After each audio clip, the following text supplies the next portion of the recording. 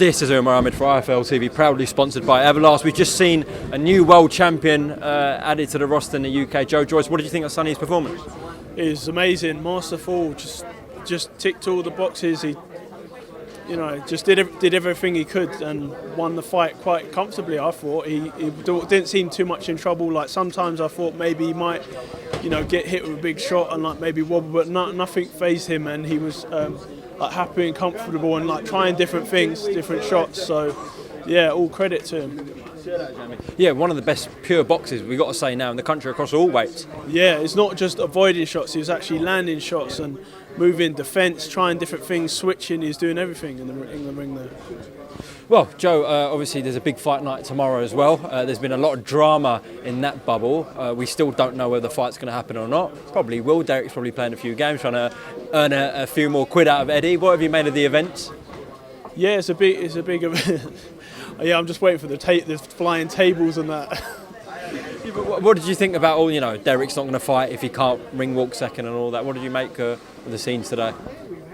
Well, I think it obviously makes more of a difference when there's a crowd to walk in second, because it's a lot better and more I guess intimidating for your opponent, just waiting in the ring for their entrance music's ended, and it's normally like the champion walks in second, so that's probably why he's like digging his heels in, and but hey, it's a story, and boxing's a show, so it's the game, part of the game.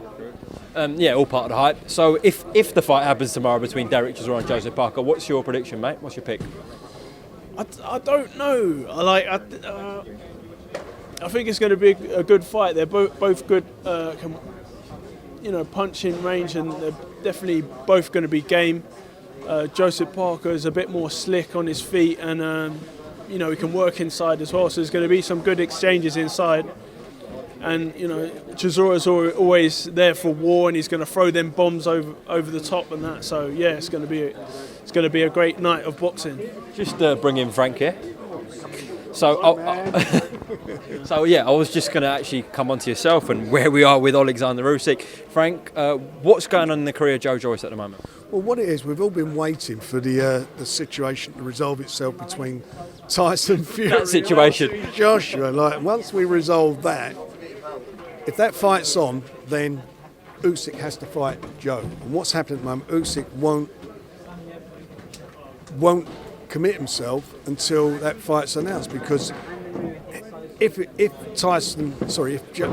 Anthony Joshua and Tyson don't get it on, Anthony Joshua's going to have to defend against Usyk, so then Joe will become the mandatory challenger and we'll have to look for another fight for him. That's the position. What do we want to happen?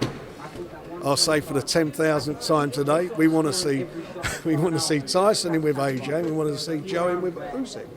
That's what we're all working towards. But it's time, and it's all out of. It's not in my hands. It's in the hands of God at the moment. Yeah, please, God, please. That's where we are. That's where we are. So what's the backup plan? Say Joe and Usyk doesn't happen because of the other situation. What's the backup plan for Joe? Fight, but we're not going to go down there. We're living in hope that it will happen. But things have got to happen. Things got to settle soon, as we said. There has to be a time limit on this. He can't sit around on his backside waiting forever. He wants to be out, and that's been frustrating for him. I know it has been. He wants to capitalise on his last win. Joe, if you do have to have a so-called tick-over fight, I'm sure you still want it to be at a higher level. You don't want to be fighting, you don't want to be coming down a level. You want to be fighting someone at world level still, don't you, Joe? Yeah, I'm just patiently waiting because I'm in a good position, and I want that Usyk fight. That is like my priority. But so I'm just everyone wants to see the AJ Fury fight. It's the biggest fight of the century, so it's got to happen sooner or later. So it's my fight with Usyk. He wants to see AJ versus Tyson more than anybody, because that opens the door for him against Usyk. He wants it more than anybody. Well, listen, also I do want to ask you about Daniel Dubois' return. He's fighting Bogdan Dino, obviously, on June 5th. I'm sure you said some pleasantries after that win against Daniel, and I'm sure you'd be glad to see him back in the ring and all healthy as well.